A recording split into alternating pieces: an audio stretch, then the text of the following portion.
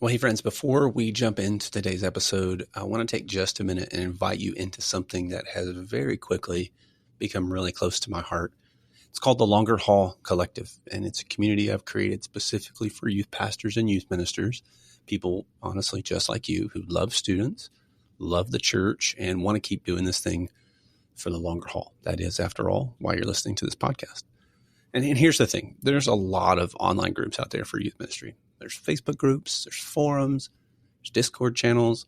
Some of them can be great, but let's be honest, they can also get noisy, distracting, and discouraging pretty quickly. But the collective, I really believe, is different. It's focused, it's encouraging, it's full of practical help, real conversations with leaders who actually get it, like who know what it's like to show up week after week, pour out and keep going even when it's tough. Inside the collective, you're going to find an honest community, helpful discussions, and some coaching opportunities that go deeper when you're ready for that too. And the best part is this. It's absolutely free to jump in and join. Totally free. So head to thelongerhaul.com/school and take a look around. Jump in with us and see what's happening there. I really think it's everything good about community without all of the distractions of social media. And I really would love for you to join us. Now, let's get into today's episode. I'm a proponent of an expanded view of youth ministry that moves beyond only ministry to teenagers. What I think we've come to realize over decades of youth ministry is that it's really not enough. When we look at our current youth ministry model, it's a model that is built on something 50 years ago. It's really built for a culture 50 years ago that no longer exists today. And for us to only focus on students, I think we're doing really the students and families a disservice. And so that's kind of why I'm talking to us about expanding that view of youth ministry beyond just teenagers in the youth group to two additional arenas. Well, hey, friends, welcome back to another episode of the Longer Haul Youth Ministry Podcast. Thanks for making this podcast today part of your day, wherever you are and wherever this finds you. I'm excited that you are jumping in today. Great conversation ahead as we talk about what it looks like to kind of expand our understanding and view of youth ministry, maybe beyond what we typically would, into some other areas and other arenas that are going to be really crucial for your success over the longer haul of your ministry where you are, and especially just for longevity in your own life and in your own ministry. So welcome. Glad you're here today. Before we jump into our interview, if you've not already subscribed or are following the show, please make sure you do so that you get these episodes every time they drop. Of course, head over to thelongerhaul.com, jump on the email list there as well so that you can get updates as they come. Some things that get sent out to the list that are not even coming here on the podcast, some exclusive content there. So make sure you head over there for that. Show notes will be there as well at thelongerhaul.com/episode 155. So any links that are mentioned in today's interview, you can go there and grab afterwards. Excited today for Dr. David Odom to join us on the show, diving into kind of three arenas that he feels we should be looking at and ministering to on the broader scope. And you're going to hear so much from him, learn a ton, really challenging. I really appreciate his heart for not only student ministry, but student pastors. You'll hear more about him here in a moment when he introduces himself. But for now, grab a good cup of coffee, grab a notebook or something. Unless you're driving, don't take notes while you're driving. And we'll jump in here to today's interview with Dr. David Odom. Welcome to the Longer Haul Youth Ministry Podcast, helping you survive and thrive in youth ministry. And now, here's your host, Jody Livingston. Well, Dr. Odom, thanks for taking some time out of your busy schedule to jump in here today with us. I am really fascinated for kind of our topic. You had posted on Twitter, on X, about this idea of arenas, and I know that's something that you talk a lot about. And so had kind of reached out and said, hey, would you jump on the show and kind of talk a little bit more about that. How can we help youth pastors and youth ministers understand what those are, the value of those, and even maybe be able to evaluate a little bit about where they are. So really appreciate you giving some time here in your day to jump on with us. For folks who are listening who may not be familiar with you or kind of what you do, maybe take a few moments here just to introduce yourself, a little bit about your journey in student ministry, what you do now, and then we'll go from there. Great. Thanks, Jody. I appreciate the opportunity to be with you. And so I'm currently the professor of student ministry at New Orleans Baptist Theological Seminary down in New Orleans, Louisiana. Been teaching here for 9 years, and a couple of years at another institution before that. But most of my life has been in ministry, in youth ministry. And so I like to tell people, youth ministry is my life. It certainly was my, for over 25 years in the local church ministry, and now on the teaching side. Love the opportunity to have to help train and prepare leaders to lead students in the local church. But that's a little bit about me and kind of my background. Yeah, you just you're still in it. Now you're just that's right. watching others, right? Different role. That's right. Yeah, that means that you don't have to go to the lock-ins anymore. You just tell other people about There them. you go. That's awesome. Well, let's jump in here then.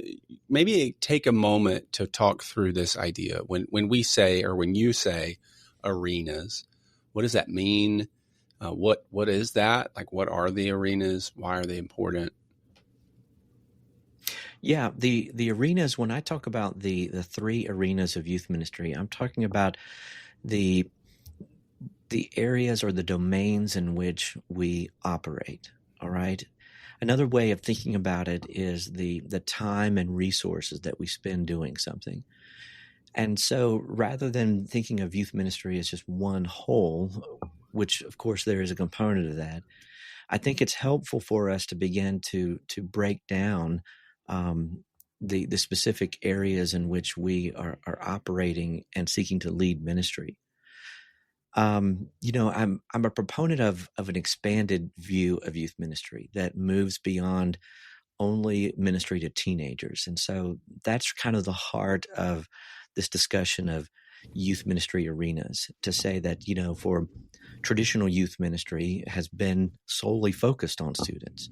And perhaps your listeners and those that are part of this podcast, that was the reason why we got involved in youth ministry, is because we love students and we love spending time with them, hanging out with them, helping them come to faith in Christ, discipling them. And so it makes sense that we would spend a majority, if not all of our time preparing for, planning, working on messages, organizing events, preparing for camp and day-to-day ministry, all of that focused on students. But what I think we've come to realize over decades of youth ministry is that it's really not enough. That when we look at our current youth ministry model, it's a model that is built on something 50 years ago. It's really built for a culture 50 years ago that no longer exists today. And for us to only focus on students, I think we're doing really the students and families a disservice. And so that's kind of why I'm talking to us about expanding that view of youth ministry beyond just teenagers in the youth group to two additional arenas. And here they are. The other two arenas are parents, okay, so teenagers in families.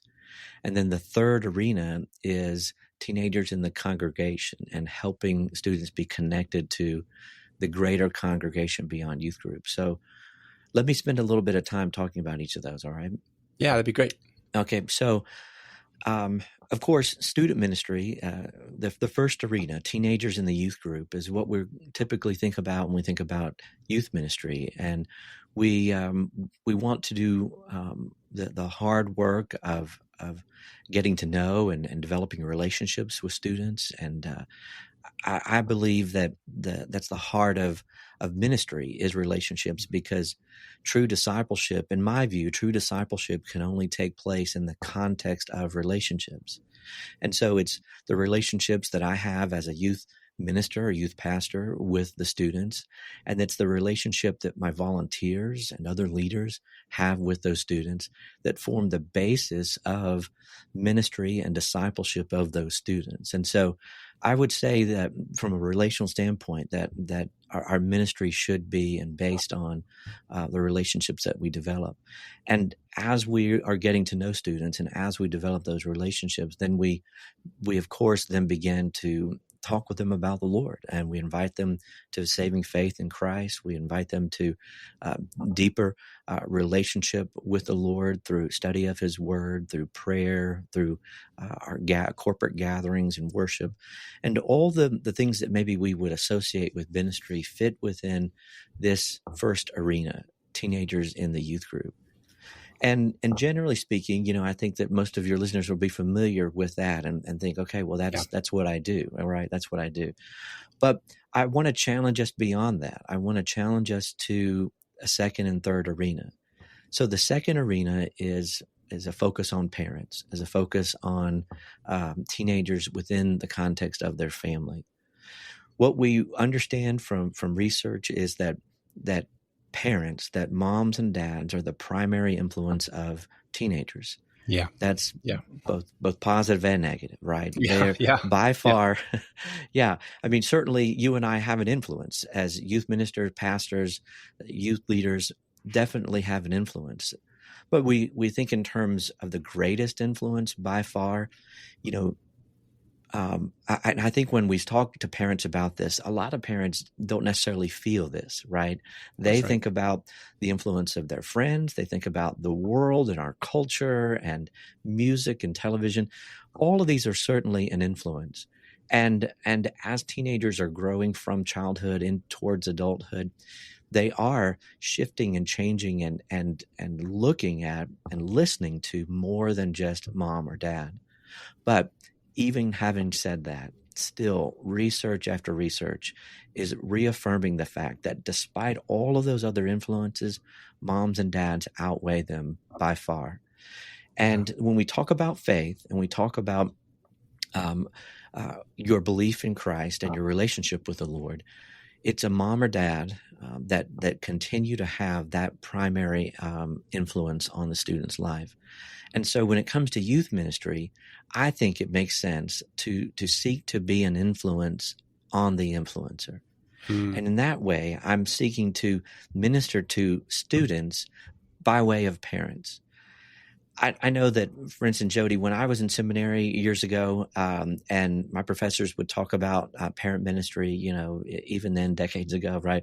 Yeah. That I would hear that and I would filter that through my own experience, right? And I would think about, parent ministry. That means I should have a parent meeting, every so often, once a year.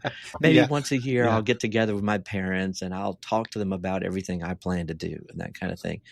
And certainly that's kind of what I did for years. But that's not what we're talking about here. What we're talking about is seeking to do all we can to challenge and encourage and lead moms and dads, parents, to be that positive Christian example and leader for their own students. And so it doesn't necessarily look like you and I as youth ministers, youth pastors, leading parents or teaching courses or classes or anything like that. That could be a component of it. But at the very heart of it is just a desire to reach out and develop relationships with parents and to seek to be a resource and provide resources for them. Because I think that the key is for us to develop those relationships with moms and dads so that they can begin to see our role is not only to lead their student, to disciple their student, but is also to come alongside mom and dad and say, let me be a help to you and let me be an encouragement to you. One of the things that I when I talk to my students here at the seminary is that I just kind of remind them that in most churches, there are already existing ministries and elements and programming and leaders for adults, right? Yeah. And so what I would just seek to do is, for example, more often than not, your church, like my church, has an adult Sunday school class, right? Maybe has more than one, right? That means that there is an adult leader who is already leading a Sunday school, a Bible study that more than likely is one or more classes that represent the parents of the students in your youth group, right? So Yeah. part of expanding the view of youth ministry to parents and to teenagers and families is just developing that relationship with those adult leaders and helping them make that connection to say, hey, I don't know if you realize this or not, but the parents, these adults in your class are moms and dads of teenagers in my youth group. And I want to see what we can do to maybe even partner together. I was just talking with a student, a former student, just last weekend, and he was talking about that relationship that he had built with a Sunday school teacher. And it blossomed over time into an opportunity to actually have some time where he led 6 weeks, a 6-week Bible study in that adult Sunday school class, all on the topic of soul care for teenagers. And it was just all about what adults, what moms and dads can do to help spiritually lead their teenagers.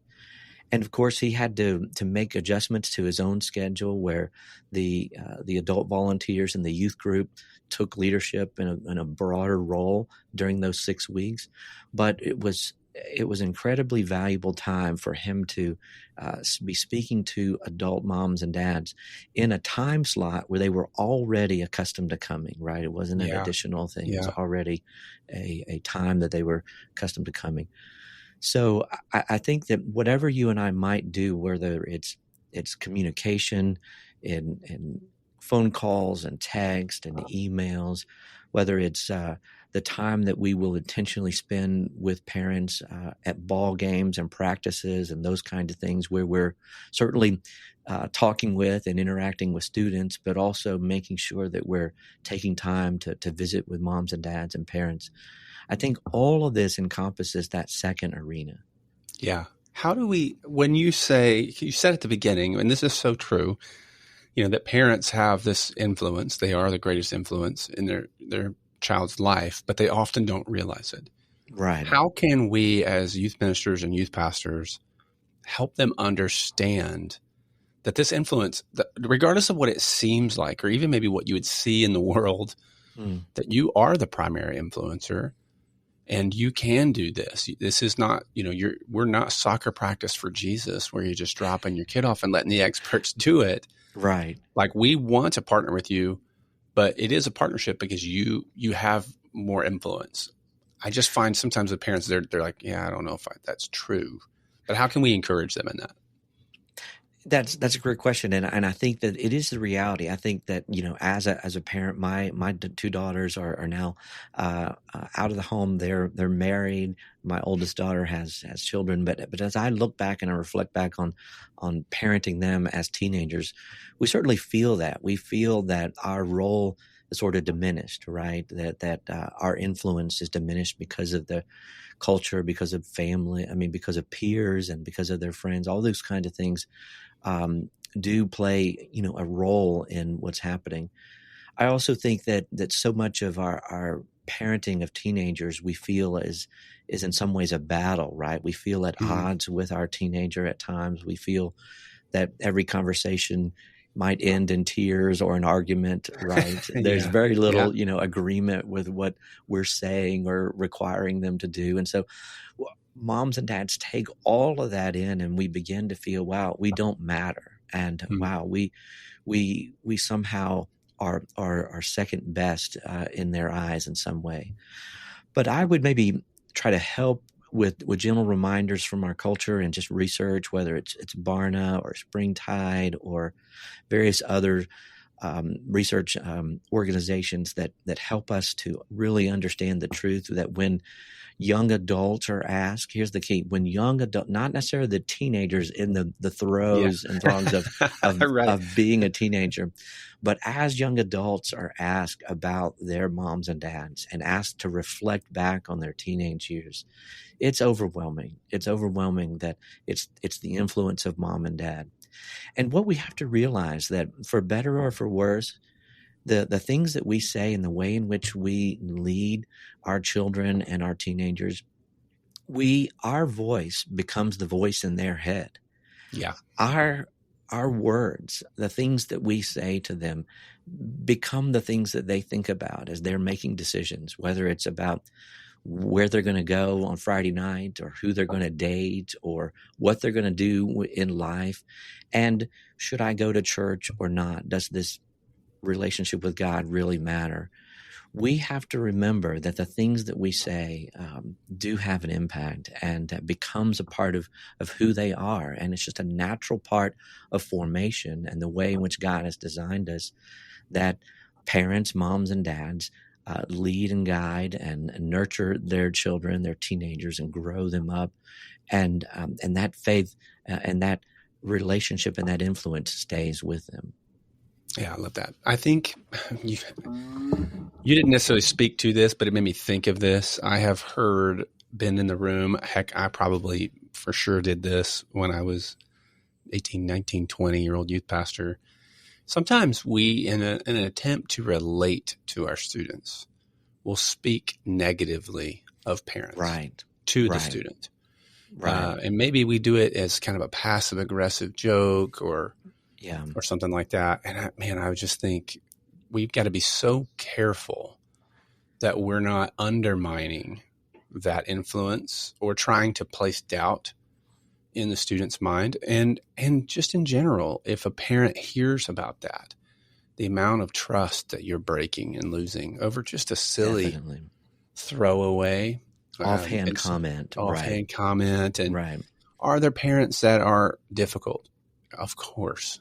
Yes. Are there parents that you wish would go to another church? Yes, of course.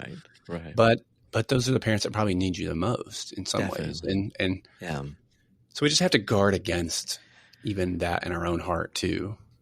I think that's great. I think that's a good point. And it's easy because we do easily slip into that desire to be cool and that desire to be, relevant and to connect with students. And sometimes that slips into offhand comments or derogatory statements about mom or dad. And perhaps oftentimes based on what we know of them, could be true. Yeah. And we just have to, I think, guard our words and our attitudes about moms and dads, about parents, and to just as when possible and as much as possible, be affirming and supportive of moms and dads in their roles, even when students disagree, even when we disagree with them, that we would just continue to affirm their role as parent of these students. Yeah, I love that. Yeah, I love that. Yeah, and it's just, if we're going to partner with them, right, we're a bit of an advocate for both. In some ways, our students have been commanded to honor their parents. Yeah. And we need to help posture their heart to do so. And our parents have been given the command to teach these things to their children. Right. And so we need to be an advocate for them to do so. And how do we come alongside both so that this becomes a healthier context of ministry and see God do the work in the family that he has ordained and set in place? That's right. So That's right. Okay.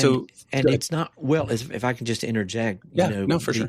The other thing that I hear often from folks is that what we're talking about here is not easy, right? What we're talking about, especially for a young youth minister, youth pastor, right, that may not have children of his own, may not have teenagers of his own, may be 10, 15 years younger than these parents, these adults that we're talking about. So it's definitely not easy, but I think my response is always to say, listen, we're not called to easy, and we're not just because it's difficult should not be a reason to resist any attempts to try to develop those connections and those relationships.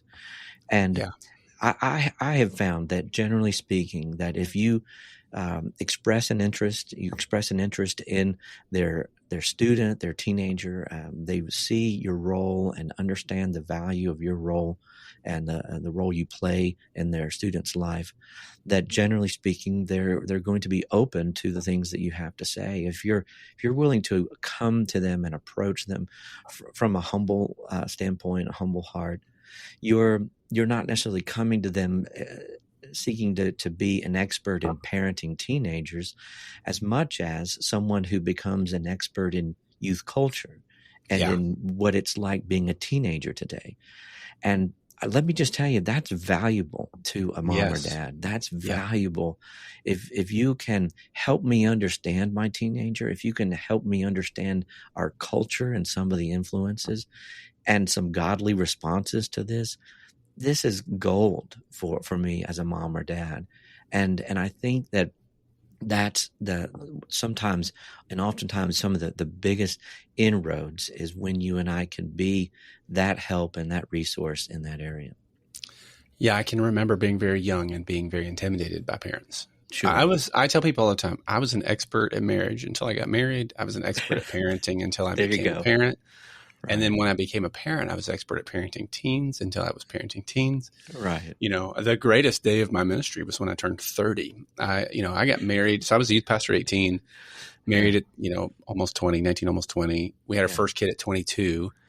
So by the time I turned 30, I'd been married 10 years and had 4 kids, but I was a kid in the eyes of so many. And I went to bed at 29 and woke up an adult in the eyes of parents. Like, he's 30. He's a grown up. Hey, okay. We can listen to him now. Right? Now maybe he knows. Yesterday, he didn't know anything. But Not so much. Today, maybe we'll listen. And I think what you're saying, and I hope people hear this, is that your job, regardless, is to not be the expert of all things. I have, my kids are similar, right? I've got kids that have launched out and one who's still hanging around waiting to graduate. But just because I've parented teens, it does give me more credibility. I do have more insight. I probably do have more wisdom, but I'm not an expert at parenting every teen. That's right. Even my own kids were different as I'm figuring that out. And so the advice that I'm giving, the counsel that I'm providing parents, it comes from a different place having done it, but it doesn't mean I have all the answers.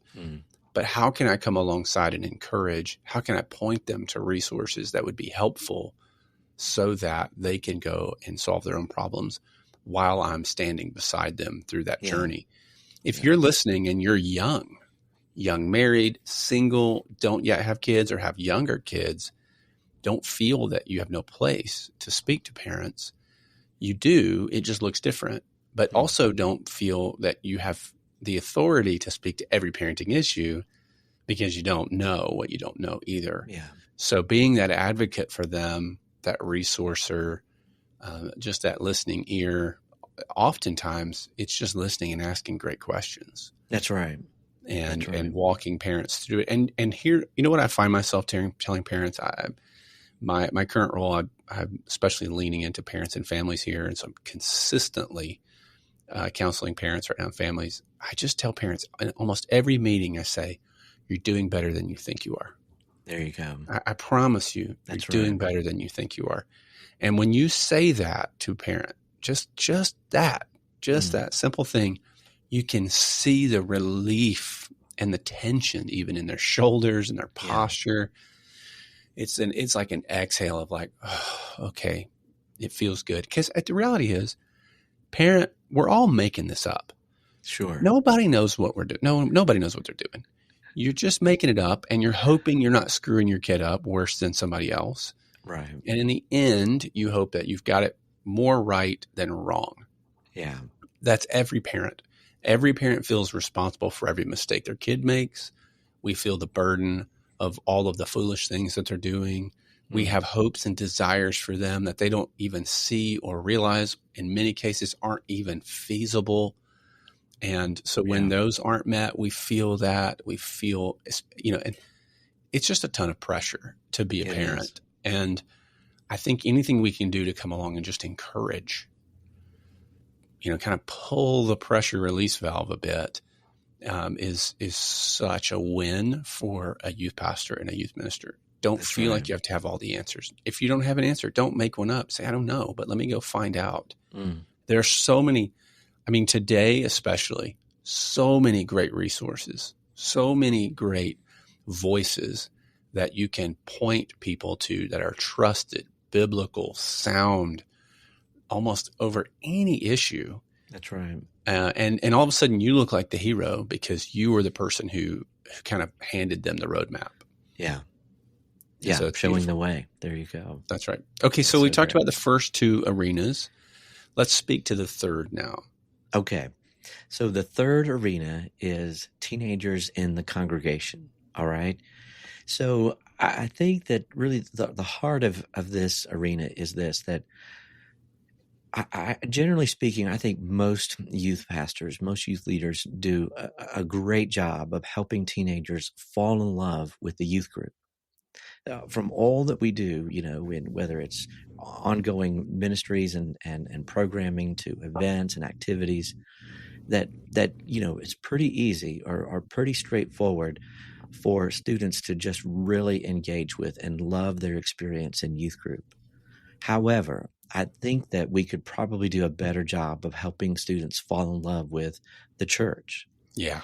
And oftentimes we find these two at odds, right? That, again, like we talked about with moms and dads, with parents, that through maybe our offhanded comments about maybe church leaders or things that are happening in our church outside of youth group, we may not agree with some things or may not be too happy with what's happening in our church.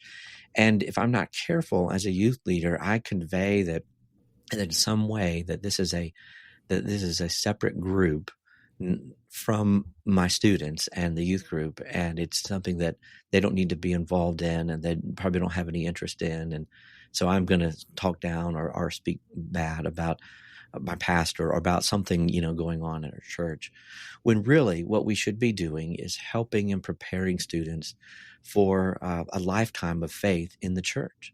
Right? That we've got a season with students. Maybe it's, these 6 years or so that they're in junior high, middle school, and then high school.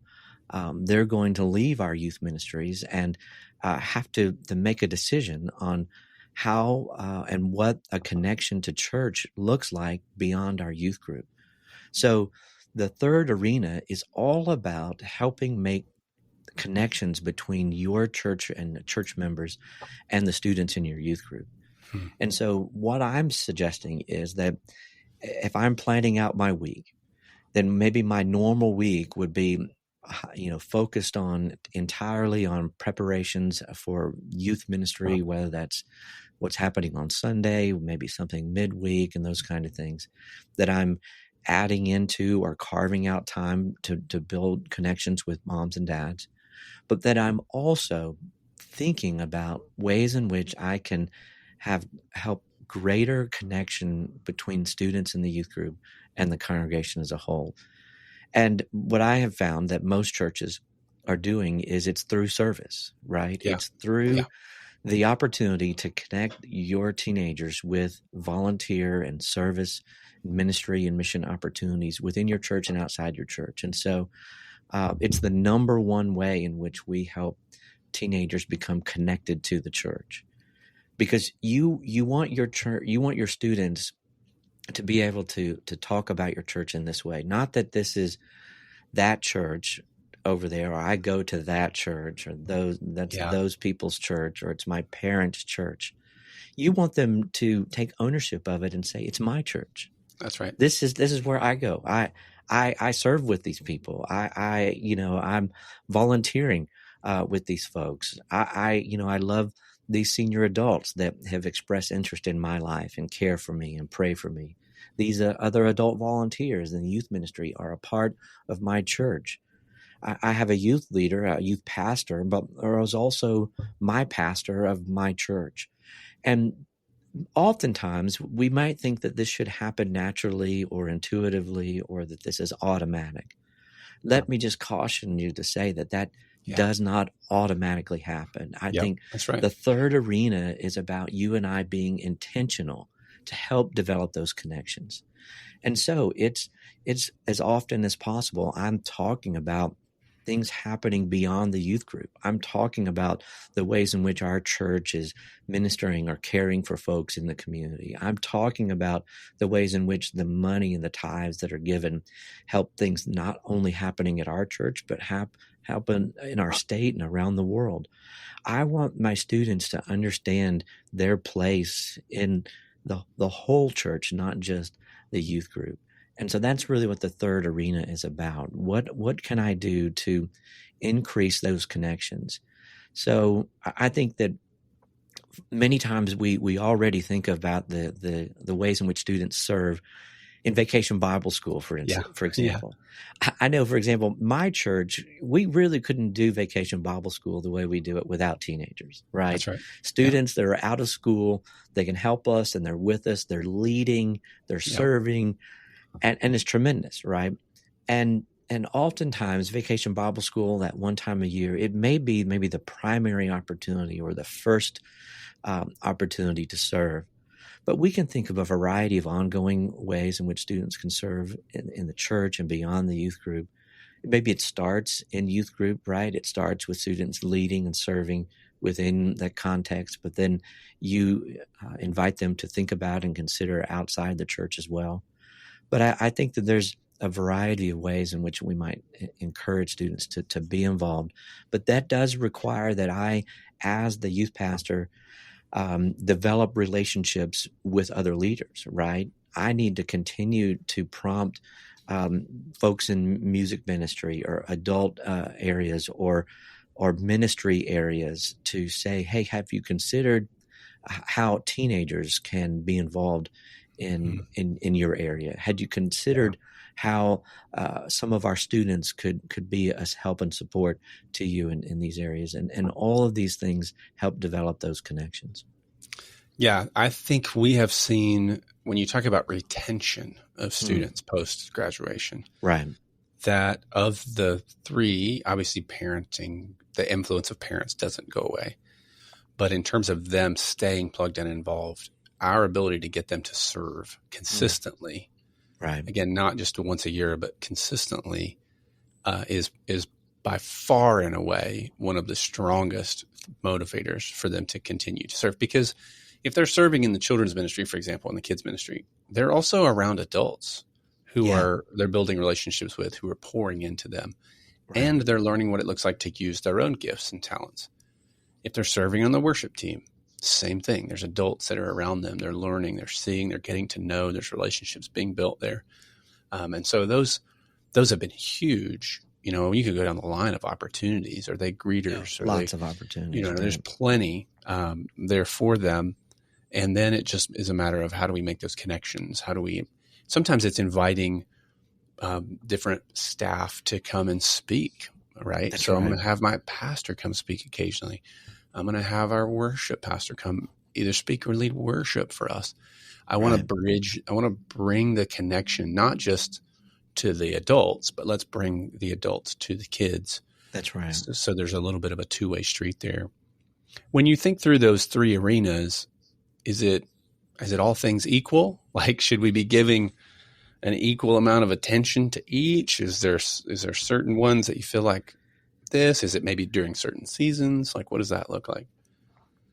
Well, certainly I think that you know, I think there's two sides to that. I think that one of my mentors, Richard Ross at Southwestern Seminary, he talks about ministry in thirds, and he's talking about the three arenas. Yeah. But even as you think about it, I think that there's value in thinking about ministry in thirds, and you and I as youth leaders recognizing the importance of these. I think practically speaking, I think there's still always going to be more time, more resources, more energy with students. That's certainly an expectation that our churches have for us, but it's the intentionality in the other two arenas that is really the heart of it. And so I'm not necessarily saying that, you've got to, a third of your time should be here and a third of your time, practically speaking, that probably doesn't work out, but it's always helpful for me to think about at least organizing my day or my week around the additional arenas to carve out time that, well, maybe I would normally spend more time here. Now let me make some connections. Let me make some appointments to have coffee with a mom or a dad, or let me make plans to visit with these folks and talk about students serving within their ministry area, right? When I'm doing that and when I'm being intentional in that way, I am expanding my view of youth ministry to include all three arenas. Yeah, I love that. And there's ways to double up. Like I think of, if you're sending handwritten postcards to your students, which you should be, I'll just say that's so easy. And it's such especially now in a digital world. Come on, it's huge. But send a postcard, not a card, because the parents are going to check the mail. There you go. They're going to read that. They're going to see what you're saying. And it's not even aimed at them, but you immediately gain credibility and trust because they see the energy and effort that you're making. So that is so, what is, I don't even know what a stamp costs. I feel like I'm not old enough to keep up with that, but 30 cents, 45 cents to mail a postcard, Yeah. I think that you can squeeze that into any side's budget. Exactly. And so those are easy scenarios. How do you, how do I evaluate, am I healthy? Is there a method to that? Yes. In fact, much of my research these last couple of years at the seminary and within my role as professor at the seminary, I'm also director of the Youth Ministry Institute. And one of the things that YMI has been invested in these last couple of years is the development of a number of assessment tools. And so I've developed an assessment tool called the Youth Ministry Arenas Assessment. And it's a free online tool and survey that you can take and answer a series of questions. It just takes, a few minutes, maybe 10 minutes or so to answer the questions. And then you immediately see your score and see how you are sort of the way in which you are answering those questions. It's all on your perception, your view of your own ministry. And you are then, the assessment gives you a score for each of the arenas, teenagers in the youth group, teenagers in families, teenagers in the congregation. And then you can download a free 17-page report that not only shows your score, but also shows a breakdown of kind of how you responded and gives some tips for improvement in all three areas. Nice. And the assessment is just simply meant to give you an opportunity to think intentionally about each of these areas and then, be honest and open about that reflection and then just begin to think about the ways in which you might expand greater into these second and third arenas. I love that. I will make sure to link to the assessment in the show notes. So for those listening, they can. It's ymarenas.com. Youth Ministry, ymarenas.com. That's great. That's awesome. Anything else that comes to mind as you're thinking through the arenas in this area of arenas, or that maybe we haven't talked about or haven't asked about that I should have? Well, it's one aspect of evaluation that I think is helpful in youth ministry. In fact, I've got a new book coming out in January of 2026, January 15th next year. A book called Youth Ministry Deconstructed, and it's a critical look at youth ministry. And I discuss a number of metrics, a number of ways in which we would evaluate and think critically about our ministries. And the youth ministry arenas are one of those metrics. But I talk about ways in which you and I could could think about the biblical basis of youth ministry. And so biblical metrics. I talk about discipleship metrics and ways in which we can evaluate spiritual growth in teenagers and in parents, and developed an assessment tool for both students and parents that's also available at our website. I can give you that information. Yeah. But the book is all about taking a critical look at what we're doing in youth ministry and why we're doing it, and all geared towards improvement, right? Geared towards building lifelong faith in students beyond the youth group, and taking a look at what we're doing and why we're doing it, and trying to build a path forward in effective ministry. So, yeah, that's awesome. Yeah, that's awesome. If folks wanted to connect with you after this or find out more about the Youth Ministry Institute, what is the easiest way for them to do that? Email's the best way. So Okay. let me give you my email, and you can pass this along. It's dodom@nobts.edu. So that's D and then ODOM @nobts.edu. And That's I'd great. love to visit with you and answer any questions, pray for you, dialogue, any of that. That's great. Well, Dr. Odom, thank you again for just giving some time. Super helpful, I think, as we think through the scope of ministry, because we can get tunnel vision. It's easy. And honestly, most of the time, it's expected that we would have tunnel vision. Right. We're only evaluated on that first arena oftentimes. Right. And so for us to be challenged to think a little broadly is incredibly helpful. And I know that folks listening, many of them maybe haven't considered what that looks like, or maybe they've thought about it, but they're not giving the attention to it. And so, again, if you're listening, I will link to the assessment tool so you can go and see kind of what that looks like, where you are in health, and how you can move closer to that. And then we'll definitely be on the lookout for the book when it drops here after the first of the year. Congrats on that, by the way. Great. Hey, thank you. I'm excited. Hey, thank you so much. All right. Thank you so much, Jody. I appreciate it. Well, there you have it. I appreciate Dr. Odom so much. I know from a distance even how much I've benefited over the years from him. Be sure to check out all of those links mentioned, those resources for you, that assessment especially, super helpful as you're trying to evaluate the health there in your own context, in your own ministry. Be on the lookout for his new book coming out. Again, I'll put a link for that in the show notes, because if you're listening to this in real time, pre-orders are open and available now for you to go ahead and grab that. I know it will be helpful for you and for your ministry as you're rethinking even how you are approaching student ministry, and maybe what the future of youth ministry should even look like. Again, big thanks to Dr. Odom for jumping on and giving some of his time. Before you go, make sure you head over to thelongerhaul.com/school. Jump into the collective with us. Just a great community there that we're building, and I'd love for you to join and be a part of that as we get going here with it. That'll do it for today's episode. Thanks so much for what you're doing for students, ministering to families. We'll see you in the next episode. Thanks for listening to the Longer Haul Youth Ministry Podcast.